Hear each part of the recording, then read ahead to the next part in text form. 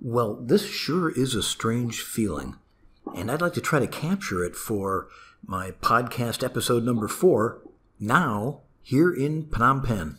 I don't know what I'm going to be able to do here because my mental state is way overly traveled. The details of other people's long travels aren't all that interesting usually, but this one, had a significant flight delay in it that meant missing later down the line connections in places like Taipei, which meant going to Bangkok instead of going directly to Phnom Penh. So it's been a pretty taxing and uncertain stretch of time, but preposterously, it worked out. I got here probably 10 hours later than I was scheduled to. The amazing thing to me, I'll glass half empty, glass half full, the bags made it. That's what's amazing to me. Because we were 6 hours late taking off from San Francisco in the first place, I didn't have a shot at my connecting flight to Phnom Penh from Taipei, but my bags thought I was going to. That's how they were tagged. But the China Airways people in Taipei grabbed my bags, put new tags on them, rerouted me through Bangkok and then through another airlines, Thai Air, from Bangkok back to Phnom Penh, so that I got there at 6:30 at night instead of 10 o'clock in the morning. I thought I was going to have a whole day today, but I didn't. I did. I had a whole day. I just spent it ways that I thought I wasn't going to. But I met this, really nice driver when I was here last time. He's a nice guy. I like him, and I want to support him and help his entrepreneurial nature because he's put out his own money to get a car and be a driver. And he speaks English very well, too, and he's smart. So I like him, and he was going to pick me up this morning, and then I was able to text him and say no, actually Facebook message him. And so it worked out. He wasn't inconvenienced, but he was there tonight to pick me up at the Phnom Penh airport, which just felt great, having a friendly face. The flight had been hard. My stomach didn't feel that great, but I guess I shouldn't complain. I was able to stretch out. I was able to get a pretty decent amount of sleep.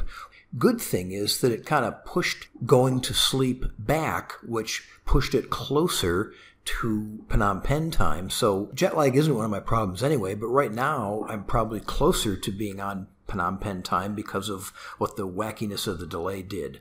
So, there it is. That's the flight story. I made it. I had Tola here to pick me up. But the story that I really wanted to tell, and for all I know I'm going to edit this first part out, is that here I am back at YK Art House. A couple months ago, I stayed here for a month. This is an apartment. Maybe some of you listening to this have seen the introductions and setups to the 360 videos that I recorded here in this apartment, so you have some idea what it looks like. It's nice.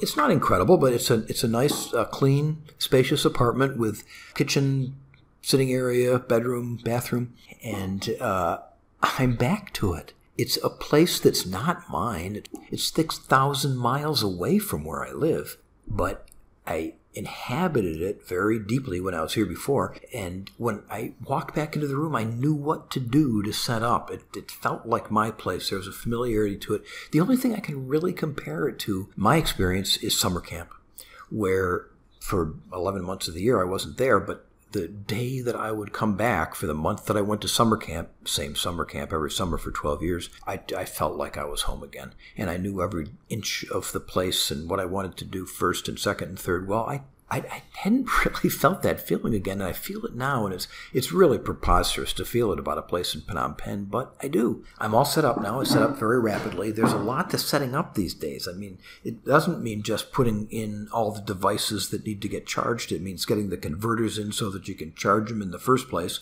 in addition to unpacking all the suitcases and the other stuff, but I knew where I wanted to unpack them, so it worked out pretty well. Anyway, that's the strange part. The strange part is that I didn't feel so great on the trip getting here because I had it set up just perfectly, and then there it goes. But I, held up pretty well. Met one interesting guy. Once again, I've found usually when other people tell stories of people they met traveling, I don't tend to find it that interesting. So I'll just say briefly that it's a couple older than I am who are doing sort of the same thing I am with Cambodia, coming back for fairly in-depth periods, but not relocating here, not becoming an expat. They do that in Burma, in Yangon. They also live in San Francisco. I spotted them in San Francisco and then saw them again in Taipei. They were interesting, and they've been doing this. The differences between them and me is they've been doing it for 40 years. They were doing it in Burma before the military took over. So these are people deeply invested in a Southeast Asian country. It was really nice meeting them. But other than that, it was not so great, but comfortable enough. I got through it. I'm here, and then home again. A friend picking me up, and a room that I understood the nuances of and how I wanted to live in it and get myself set up for it, which I've done. So I think on that happy note, anything else that I do is pure conjecture. I think I'm going to wake up feeling pretty good tomorrow, and I have some scheduled meetings. I have some rescheduled meetings also, and that's what I'll do. I'm here. I'm feeling pretty good. Looking forward to things. So that is the end of podcast episode 4. I was hoping I would be able to originate one my first evening in. Some of the disruptions in getting here made me think that I wasn't going to be able to, but I did. So, thanks for listening. I'll be telling you about how things really start to unfold, starting probably with the next episode or so. Bye for now.